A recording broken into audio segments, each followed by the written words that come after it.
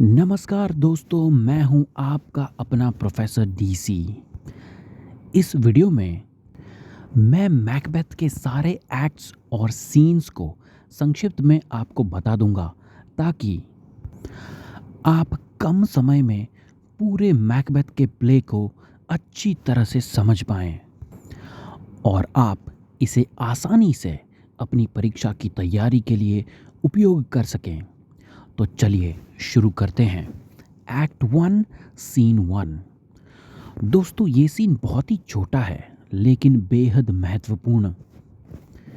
3 चुड़ैलें एक बंजर और तूफानी मैदान में मिलती है। ये तूफानी मौसम और उनका मिलना दर्शाता है कि कुछ अशुभ होने वाला है। चुड़ैलें आपस में बात करती है कि वे अगली बार कब मिलेंगी। वे तय करती है कि अगली बार वे तब मिलेंगी जब हंगामा शांत हो जाए, यानी युद्ध खत्म हो जाए और वे मैकबेथ से मिलेंगी। इस सीन से ये स्पष्ट हो जाता है कि चुड़ैलों का कुछ भयानक इरादा है और उनकी उपस्थिति एक तरह से बुराई का प्रतीक है। ये सीन पूरे नाटक के लिए एक डरावना और रहस्यमय माहौल बनाता है, जिससे दर्शक या पाठक जान जाते हैं कि आगे कुछ बुरा ही होने वाला है। Next scene, act 1 scene 2। ये सीन राजा डंकन के दरबार में होता है। राजा डंकन अपने कुछ सेनापतियों के साथ खड़े हैं और लड़ाई के बारे में बात कर रहे हैं। राजा को चिंता है कि युद्ध किस दिशा में जा रहा होगा। तभी एक घायल सिपाही आता है और बताता है कि मैकबेथ ने किस तरह से बहादुरी से लड़ाई की और नॉर्वे के सैनिकों और गद्दारों को हराया। ये सुनकर राजा डंकन मैकबेथ की बहादुरी से बहुत प्रभावित होते हैं और उसे थेन ऑफ काडोर की उपाधि देने का निर्णय लेते हैं। ये सीन ये दिखाता है कि मैकबेथ कितना वीर और निष्ठावान है, लेकिन साथ ही ये भी कि उसके सामने एक नया अवसर आ रहा है जो उसकी महत्वाकांक्षाओं को और बढ़ावा देगा। Next scene, act 1 scene 3।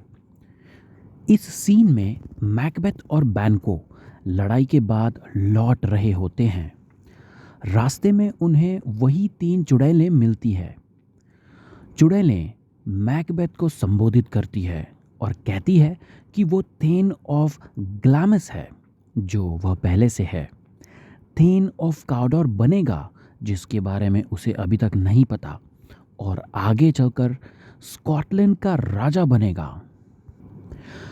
बैंकू के लिए चुड़ैलें भविष्यवाणी करती है कि उसके वंशज राजा बनेंगे, लेकिन वो खुद कभी राजा नहीं बनेगा।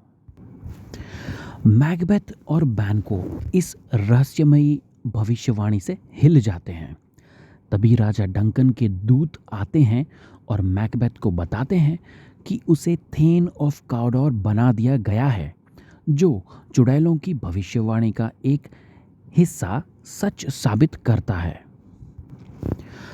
अब मैकबेथ सोच में पड़ जाता है कि अगर ये भविष्यवाणी सच हो रही है तो क्या वो राजा भी बनेगा। लेकिन उसके दिमाग में ये भी ख्याल आता है कि इसके लिए उसे डंकन की हत्या करनी पड़ सकती है। दोस्तों, ये सीन मैकबेथ के चरित्र की गहरी झलक दिखाती है। उसकी महत्वाकांक्षा धीरे धीरे उसे अपने नैतिक मूल्यों से दूर करती जा रही है। Next scene, act 1 scene 4। दोस्तों, इस सीन में राजा डंकन अपने दरबार में होते हैं और वह मैल्कम की बहादुरी की सराहना करते हैं। वो अपने बड़े बेटे मैल्कम को अपना उत्तराधिकारी घोषित करते हैं। मैकबेथ के मन में अब ये ख्याल आता है कि अगर उसे राजा बनना है तो उसे मैल्कम को भी हटाना पड़ेगा। वो सोचता है कि उसकी महत्वाकांक्षाओं और उसके विचार उसे गलत दिशा में ले जा रहे हैं, लेकिन वो इसे रोक नहीं पा रहा। ये सीन मैकबेथ की अंदरूनी संघर्ष और उसकी बढ़ती महत्वाकांक्षाओं को दिखाता है, जिससे वो खुद रोकने में असमर्थ महसूस कर रहा है। Next scene, act 1, scene 5। Lady Macbeth के महल में एक सीन होता है। उसे मैकबेथ का पत्र मिलता है जिसमें चुड़ैलों की भविष्यवाणी के बारे में बताया गया है। लेडी मैकबेथ इस भविष्यवाणी को सुनकर बहुत उत्साहित हो जाती है और वो तय करती है कि वो अपने पति को राजा बनाने के लिए किसी भी हद तक जाएगी। दोस्तों, लेडी मैकबेथ एक बहुत ही महत्वाकांक्षी और चालाक महिला के रूप में सामने आती है। वो सोचती है कि मैकबेथ में राजा बनने की इच्छा शक्ति ज़रूर है, लेकिन वो शायद इतना निर्दय नहीं कि वो डंकन की हत्या कर सके। इसीलिए वो उसे प्रोत्साहित करती है और उसे निर्दयी बनाने के लिए उकसाती है। कुल मिलाके ये सीन दिखाता है कि लेडी मैकबेथ अपने पति के राजा बनने की महत्वाकांक्षा को कैसे बढ़ावा देती है और उसकी नैतिकता को तोड़ने की कोशिश करती है। वो मैकबेथ के मन में संदेह और डर को दूर करने का प्रयास करती है। Next scene, act 1, scene 6। राजा डंकन मैकबेथ के महल में आते हैं।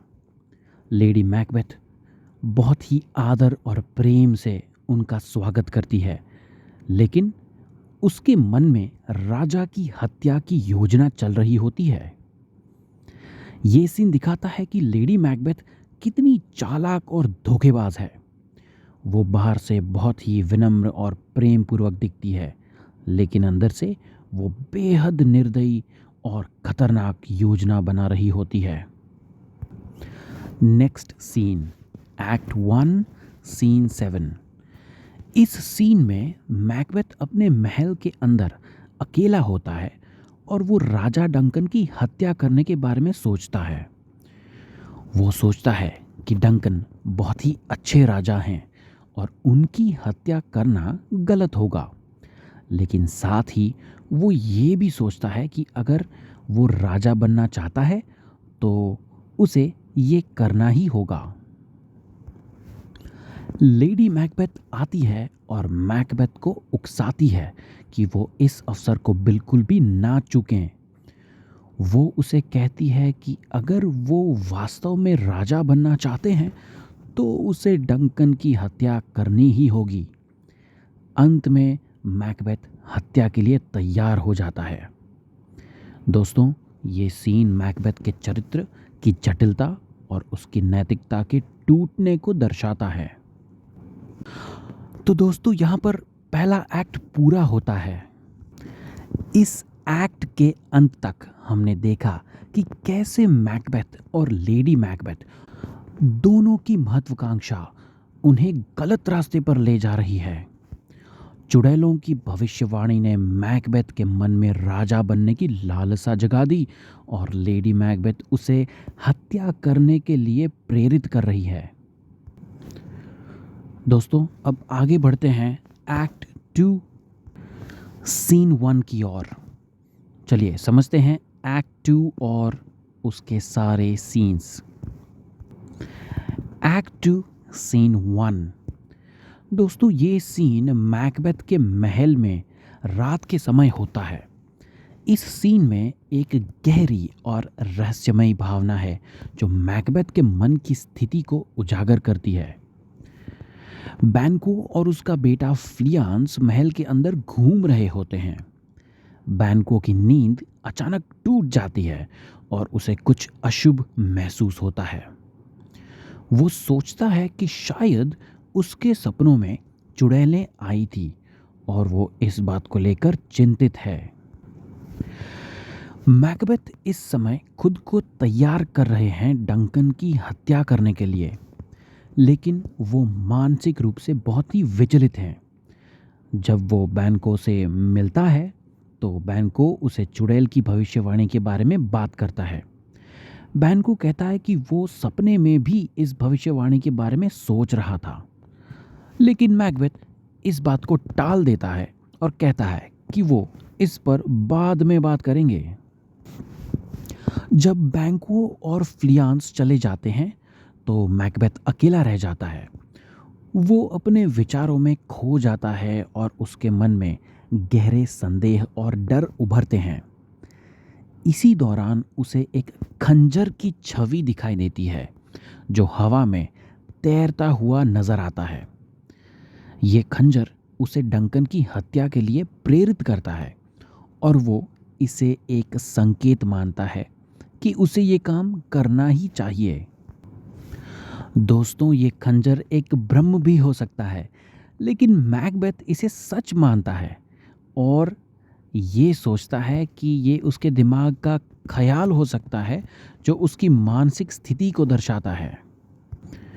वो इस खंजर को पकड़ने की कोशिश करता है, लेकिन वो उसे छू नहीं पाता क्योंकि ये केवल उसकी कल्पना में है। मैकबेथ आखिर में इस खंजर की दिशा में चलता है जो उसे डंकन के कमरे की ओर ले जाता है।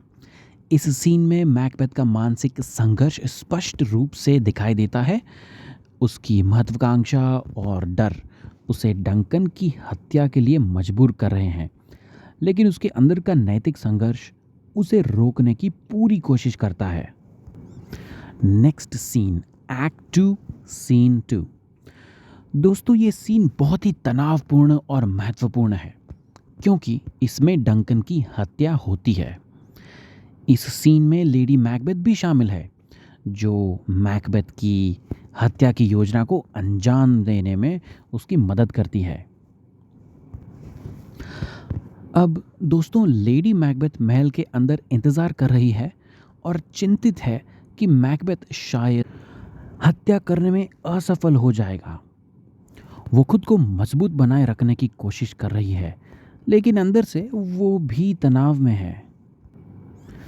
जब मैकबेथ वापस आता है, उसके हाथों पर खून लगा हुआ होता है। वो डरा हुआ और विचलित है। वो कहता है कि उसने डंकन की हत्या कर दी है, लेकिन वो बहुत घबरा गया और खंजर को वहीं छोड़ के आ गया। लेडी मैकबेथ उसे धिक्कारती है और कहती है कि वो एक कायर है। वो खुद खंजर को वापस डंकन के कमरे में रख देती है ताकि ये लगे कि डंकन की हत्या उसके सेवकों ने की है। दोस्तों, ये सीन लेडी मैकबेथ की दृढ़ निश्चय और मैकबेथ की मानसिक कमजोरी को दर्शाता है। जहां मैकबेथ हत्या के बाद खुद को संभाल नहीं पाता, वहीं लेडी मैकबेथ ठंडे दिमाग से स्थिति को संभालने की कोशिश करती है।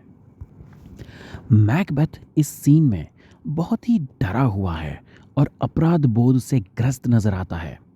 वो सोचता है कि उसने बहुत बड़ा पाप किया है और उसे अब इसका परिणाम जरूर भुगतना पड़ेगा। Next scene, act 2, scene 3। दोस्तों, ये सीन नाटक का एक बहुत ही महत्वपूर्ण मोड़ है क्योंकि इसमें राजा डंकन की हत्या का खुलासा होता है। दरबान यानी कि पॉटर अपने नशे में धुत स्थिति में महल के द्वार पर खड़ा है। वो बहुत ही मजाकिया और हास्यपूर्ण ढंग से दरवाज़ा खोलता है, लेकिन उसकी यह स्थिति हमें इस बात का एहसास दिलाती है कि महल के अंदर ज़रूर कुछ भयानक हुआ है। मैकडफ और लेनॉक्स महल में प्रवेश करते हैं। वो राजा से मिलने आए हैं। मैकडफ डंकन के कमरे में जाता है और राजा की हत्या को देखता है। वो ये दृश्य देखकर बहुत ही चौंक जाता है और बाकी सभी को बताता है। मैकबेथ, लेडी मैकबेथ, बैंको और अन्य लोग एकत्र होते हैं। मैकबेथ ने पहले ही डंकन के सेवकों को मार डाला है ताकि उन्हें दोषी ठहराया जा सके। जबकि बाकी सब लोग इस भयावह घटना से दुखी होते हैं, मैकबेथ और लेडी मैकबेथ दिखावे के लिए शोक प्रकट करते हैं। मैल्कम और डॉनल्ड राजा के बेटे को डर लगता है कि अगला निशान वह हो सकते हैं, इसलिए वह भागने का निर्णय लेते हैं। मैल्कम इंग्लैंड चला जाता है और डॉनल्ड आयरलैंड। ये सीन मैकबेथ के बढ़ते हुए पागलपन और उसकी निर्दयी प्रवृत्ति को उजागर करता है। वो अब बिना किसी पछतावे के हत्या कर सकता है और अपनी महत्वाकांक्षा की पूर्ति के लिए किसी भी हद तक जा सकता है। Next scene, act 2 scene 4। दोस्तों, ये सीन राजा डंकन की हत्या के बाद की स्थिति को दिखाता है। एक बूढ़ा आदमी और रॉस आपस में बात करते हैं कि कैसे इस हत्या के बाद दुनिया में असामान्य घटनाएं घट रही हैं। ये सीन दर्शाता है कि डंकन की हत्या ने पूरी प्रकृति को असंतुलित कर दिया है। बूढ़ा आदमी और रॉस बात करते हैं कि कैसे डंकन की हत्या के बाद अंधेरा दिन में भी छाया हुआ है और ये प्रकृति के विरुद्ध है। ये प्रकृति के असंतुलन का प्रतीक है जो डंकन की हत्या से उत्पन्न हुआ है। फिर मैकडफ आता है और बताता है कि मैकबेथ को नया राजा घोषित किया गया है और उसे स्कॉटलैंड का राजा बनने के लिए ताज पहनाया जाएगा। लेकिन मैकडफ को शक है कि डंकन की हत्या के पीछे मैकबेथ का हाथ हो सकता है। वो ताजपोशी में शामिल नहीं होता और अपने घर चला जाता है। तो दोस्तों, ये सीन दिखाता है कि डंकन की हत्या से पूरा राज्य हिल गया है और मैकबेथ अब राजा बन चुका है, लेकिन उसके राज में अशांति और भय का माहौल बनने वाला है। तो दोस्तों, एक्ट 2 का समापन एक बेहद तनावपूर्ण माहौल में होता है जिसमें मैकबेथ अब राजा बन चुका है, लेकिन उसकी महत्वाकांक्षा और पाप ने उसके और राज्य के भविष्य के लिए एक खतरनाक मार्ग खोल दिया है। ये एक्ट में हमें दिखता है कि कैसे सत्ता और लालच के लिए किए गए पापों का असर पूरे राज्य और प्रकृति पर भी पड़ सकता है। आइए, अब बारी आ चुकी है कि हम एक्ट 3 की शुरुआत करें। Act 3 scene 1। दोस्तों, ये सीन मैकबेथ के महल में होता है जहां मैकबेथ अब स्कॉटलैंड का राजा बन चुका है। इस सीन की शुरुआत बैंको से होती है जो चिंतित और शंकालु हैं।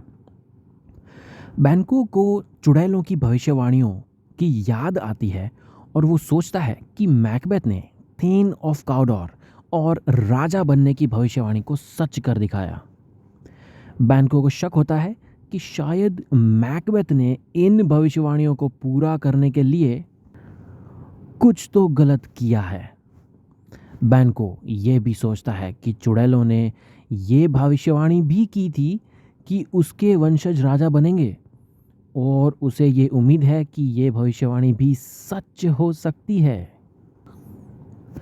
तभी मैकबेथ बैंको और अन्य दरबारियों के साथ महल में प्रवेश करता है। मैकबेथ बैंको से बात करता है और उसे एक दावत के लिए आमंत्रित करता है, लेकिन बैंको कहता है कि वो अपने बेटे फ्लियंस के साथ बाहर जाएगा, लेकिन रात के समय दावत में शामिल ज़रूर होगा। मैकबेथ बैंको के जाने के बाद चिंतित हो जाता है क्योंकि उसे डर है कि बैंको और उसके वंशज उसकी सत्ता के लिए खतरा बन सकते हैं। मैकबेथ अब अपने मन में बैंको और फ्लियांस को मारने की योजना बनाता है। वह 2 हत्यारों को बुलाता है और उन्हें बैंको और फ्लियांस की हत्या करने का आदेश देता है। मैकबेथ अपने अपराध बोध को दबाने के लिए अब और भी निर्दयी और खतरनाक बन गया है। वो किसी भी हद तक जाकर अपनी सत्ता को सुरक्षित रखना चाहता है।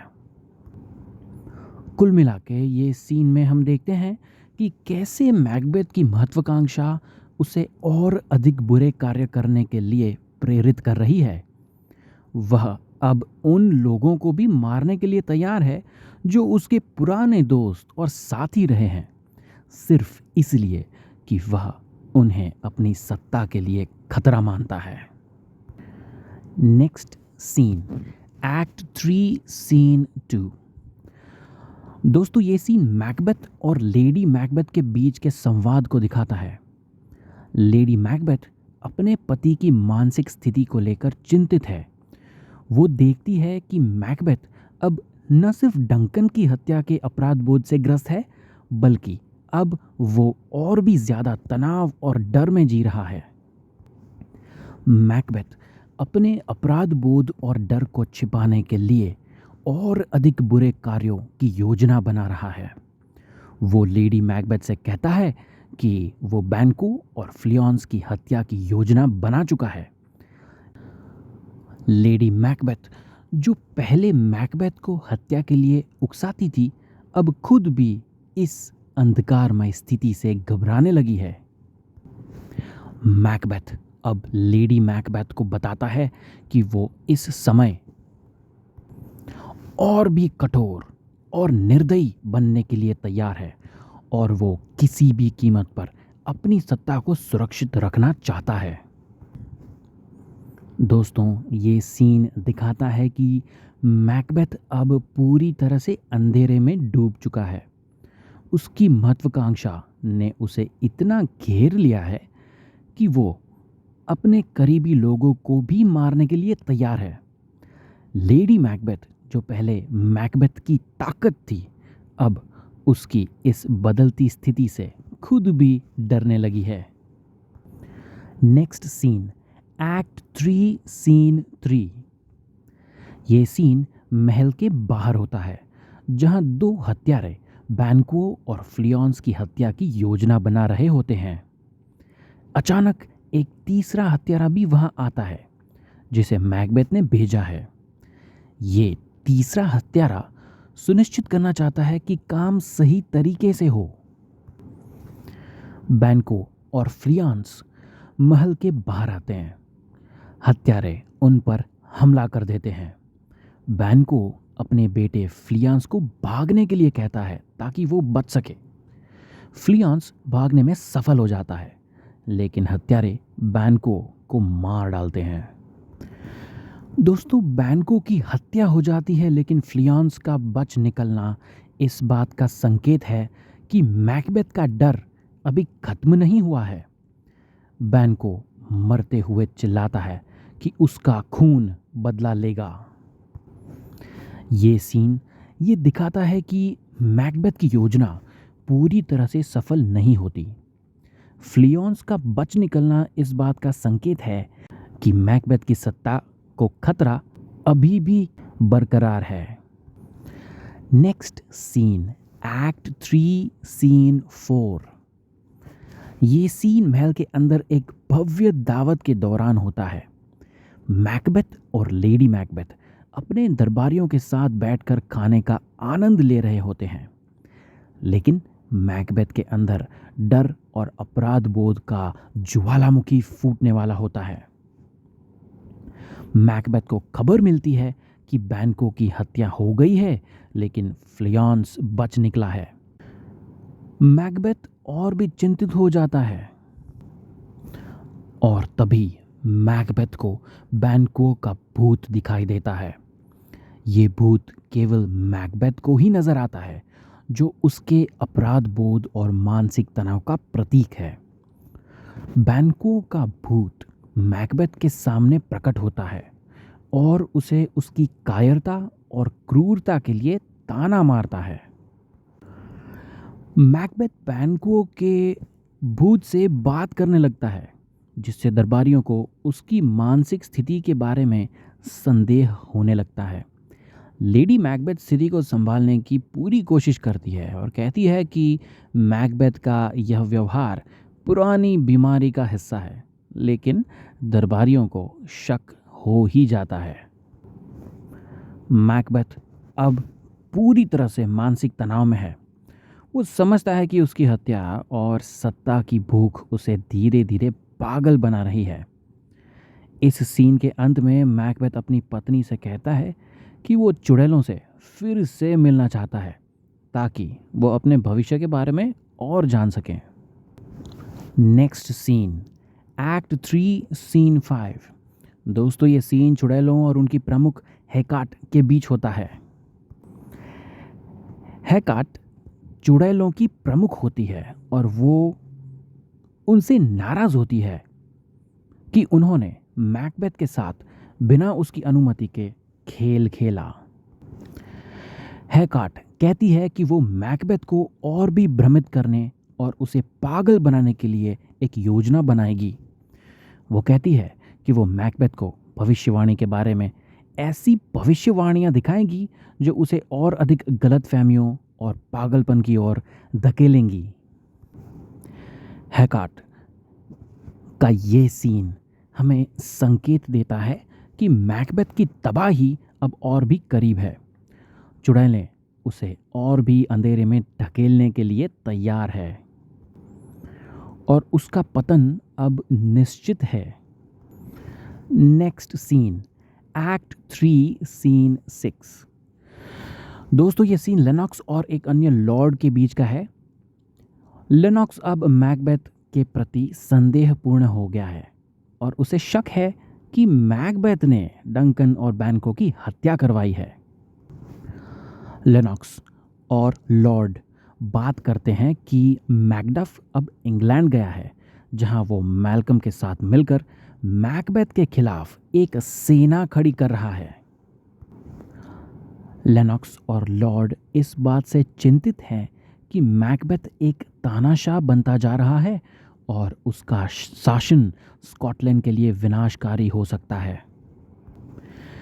ये सीन दर्शाता है कि अब मैकबेथ के खिलाफ विद्रोह शुरू हो गया है।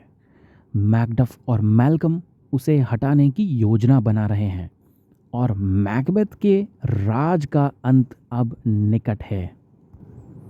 तो दोस्तों यहाँ पर एक्ट 3 खत्म होता है। इस प्रकार एक्ट 3 का समापन एक बेहद तनावपूर्ण स्थिति में होता है, जहां मैकबेथ की मानसिक स्थिति बिगड़ती जाती है और उसके खिलाफ साजिशें बढ़ती जा रही है। अब वो पूरी तरह से पागलपन और भय के जाल में फंस चुका है और उसकी सत्ता पर खतरे का बादल मंडरा रहा है। Next act, act 4 scene 1।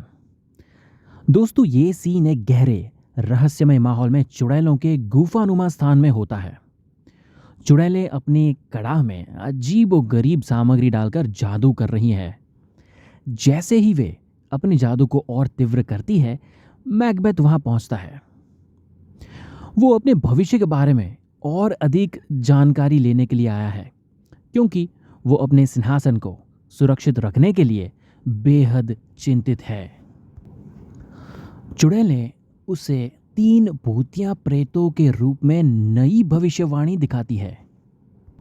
सबसे पहला प्रेत, यह प्रेत एक बख्तरबंद सिर के रूप में प्रकट होता है और मैकबेथ को चेतावनी देता है कि वो मैकडफ से सावधान रहे, जो कि 10 of 5 है। इस भविष्यवाणी से मैकबेथ की चिंता और बढ़ जाती है, क्योंकि वो पहले से ही मैकडफ को अपने लिए एक खतरा मानता है। दूसरा प्रेत, यह एक खूनी बच्चा है जो कहता है कि किसी भी स्त्री से जन्मे मनुष्य से मैकबेथ को कोई नुकसान नहीं होगा। इस भविष्यवाणी से मैकबेथ को थोड़ा सुकून मिलता है, क्योंकि वो सोचता है कि कोई भी व्यक्ति उसे नहीं मार सकता, लेकिन वो फिर भी सतर्क रहना चाहता है। तीसरा प्रेत, ये एक बच्चा है जो मुकुट पहने हुए हैं और एक पेड़ पकड़े हुए हैं। वो कहता है कि जब तक बिरनम 1 डंसिनेन हिल पर नहीं आता, तब तक मैकबेथ अपराजय रहेगा। ये सुनकर मैकबेथ और भी आत्मविश्वास से भर जाता है, क्योंकि उसे लगता है कि ये असंभव है कि कोई वन पहाड़ की ओर चले। और अंत में चुड़ैलें मैकबेथ को एक और दृश्य दिखाती है, जिसमें वो बैंकुओं के वंशजों की एक लंबी कतार देखता है जो राजा बने हुए हैं। ये दृश्य मैकबेथ को बहुत परेशान करता है, क्योंकि ये संकेत देता है कि बैंकुओं के वंशज भविष्य में राजा बनेंगे, जैसे कि चुड़ैलों ने पहले भी भविष्यवाणी की थी। इस सीन के बाद दोस्तों मैकबेथ ने ठान लिया कि वो मैकडफ और उसके परिवार को खत्म कर देगा, ताकि वो अपने सिंहासन को सुरक्षित रख सके। ये सीन मैकबेथ के भीतर के अंधकार को और उनकी बढ़ती हुई क्रूरता को दर्शाता है। चुड़ैलों की भविष्यवाणी ने उसे और भी अधिक हिंसक और निर्दयी बना दिया है। Next scene, act 4 scene 2। ये सीन मैकडफ के महल में होता है, जहां उसकी पत्नी लेडी मैकडफ और उसका बेटा मौजूद है। लेडी मैकडफ अपने पति की गैर मौजूदगी से नाराज हैं, क्योंकि मैकडफ उसे और उनके बच्चों को छोड़कर इंग्लैंड भाग गया है। वो अपने बेटे से बात करती है और उसे समझाती है कि उनके पति अब गद्दार हो गए हैं, लेकिन उसका बेटा मासूमियत से सवाल करता है कि क्या वास्तव में उसका पति गद्दार है। दोस्तों, इसके बाद इस सीन में अचानक से हत्यारे आते हैं, जिन्हें मैकबेथ ने भेजा है। वे लेडी मैकडफ और उसके बेटे को मार डालते हैं। ये हत्या बेहद क्रूर और नृशंस है, जो मैकबेथ की बढ़ती हुई निर्दयता और बर्बरता को दर्शाती है। ये सीन हमें ये भी दिखाता है कि कैसे सत्ता की लालसा एक व्यक्ति को इतना अंधा कर सकती है कि वो निर्दोष लोगों की जान लेने से भी पीछे नहीं हटता। मैकबेथ अब किसी भी तरह से अपनी सत्ता को बचाने के लिए तैयार है, चाहे उसे इसके लिए कितनी भी हत्याएं क्यों ना करनी पड़े। Next scene, act 4 scene 3। ये सीन इंग्लैंड में होता है, जहां मैकडफ और मैल्कम मिलते हैं। मैकडफ मैल्कम को स्कॉटलैंड वापस आने और राजा बनने के लिए मनाने की कोशिश कर रहा है। वो उसे बताता है कि कैसे मैकबेथ एक तानाशाह बन गया है और स्कॉटलैंड के लोगों पर अत्याचार कर रहा है। मैल्कम शुरुआत में शक करता है कि मैकडफ उसे धोखा देने के लिए आया है, लेकिन बाद में मैकडफ की निष्ठा को पहचान लेता है। मैल्कम तब बताता है कि वो इंग्लैंड के राजा एडवर्ड से मदद मांग रहा है, ताकि वे मैकबेथ के खिलाफ एक सेना खड़ी कर सके। इस दौरान रॉस आता है और मैकडफ को उसकी पत्नी और बच्चों की हत्या की खबर देता है। ये सुनकर मैकडफ टूट जाता है, लेकिन वो अपने दुख को अपने भीतर ही समेट लेता है और बदला लेने का संकल्प करता है। वो कहता है कि अब वो मैकबेथ के साथ अंतिम संघर्ष करेगा और उसके अत्याचार का अंत करेगा। तो दोस्तों, ये सीन दिखाता है कि अब मैकबेथ के खिलाफ एक मजबूत विद्रोह खड़ा हो रहा है। मैकडफ और मैल्कम दोनों अब मैकबेथ से बदला लेने के लिए तैयार हैं और वो उसे विनाश कर देंगे। मैकडफ और मैल्कम मैकबेथ को विनाश करने का संकल्प लेते हैं। तो दोस्तों, एक्ट 4 के समापन के साथ कहानी अपने चरम की ओर बढ़ रही है।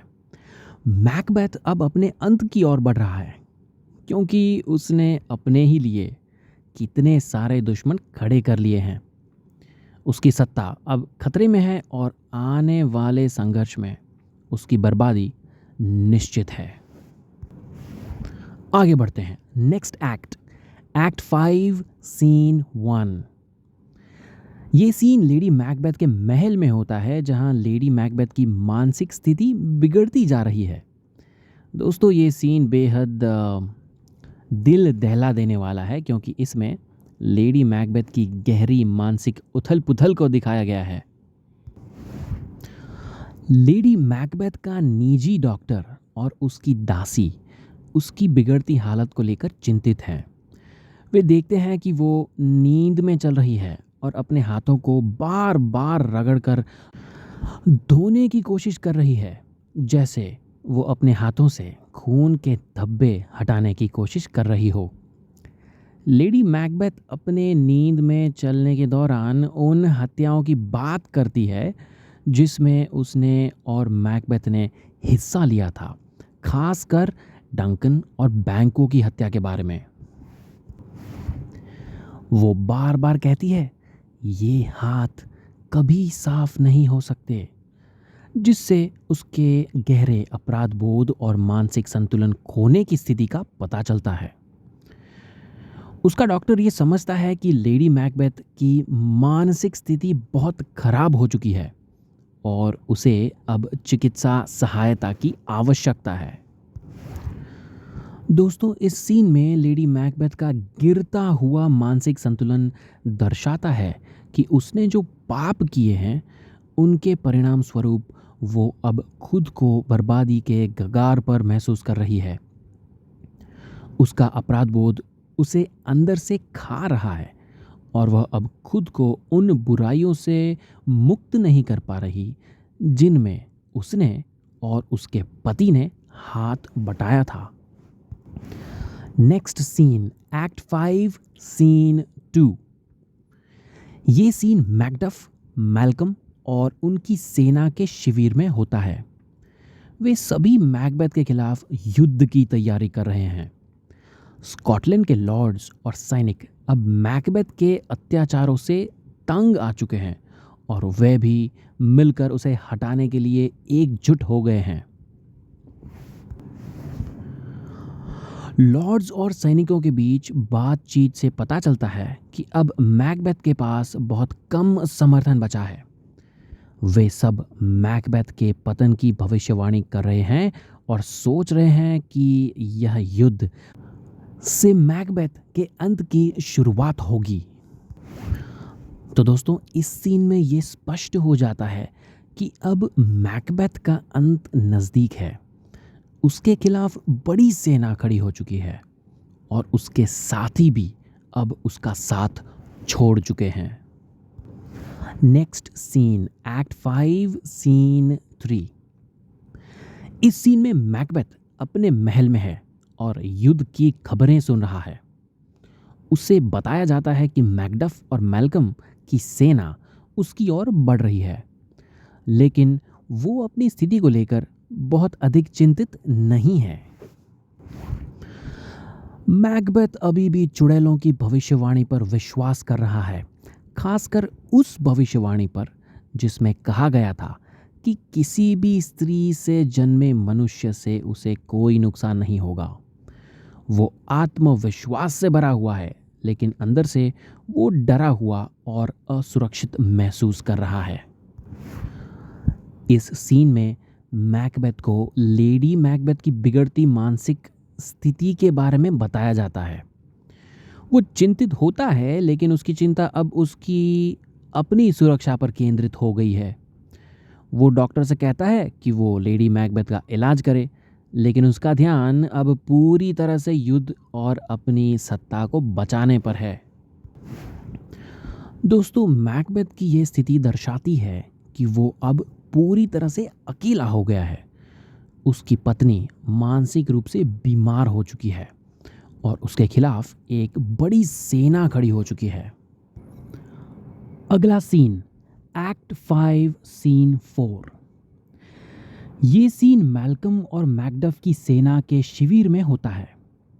मैल्कम अपनी सेना को आदेश देता है कि वे बिर्नम वन के पेड़ों की डालियों को काटकर अपनी ओर से ढालों के रूप में इस्तेमाल करें। इससे मैकबेथ की सेना को ये लगेगा कि पूरा वन उसकी ओर बढ़ रहा है।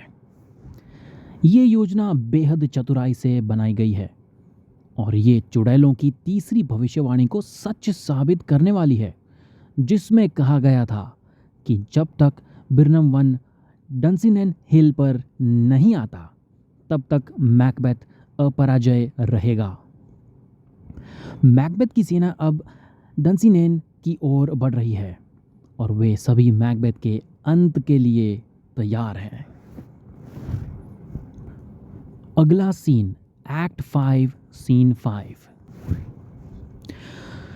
ये सीन मैकबेथ के महल के भीतर होता है। मैकबेथ को बताया जाता है कि उसकी पत्नी लेडी मैकबेथ की मृत्यु हो गई है। वह इस खबर से आहत होता है, लेकिन वो अब पूरी तरह से असंवेदनशील हो चुका है। वो सोचता है कि जीवन एक चलता फिरता छाया है जो एक गरीब खिलाड़ी की तरह है, जो मंच पर थोड़ी देर के लिए दिखता है और फिर उसे भुला दिया जाता है। तभी मैकबेथ को खबर मिलती है कि बिर्नम वन सचमुच डंसिनेन की ओर बढ़ रहा है।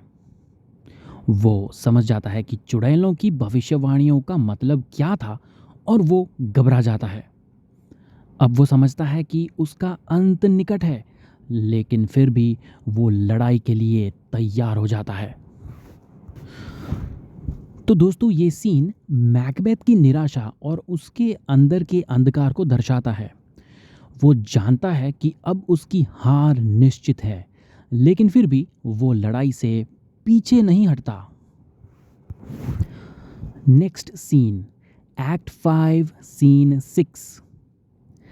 ये सीन युद्ध के मैदान में होता है, जहां मैल्कम, मैकडफ और उनकी सेना मैकबेथ के महल की ओर बढ़ रहे हैं।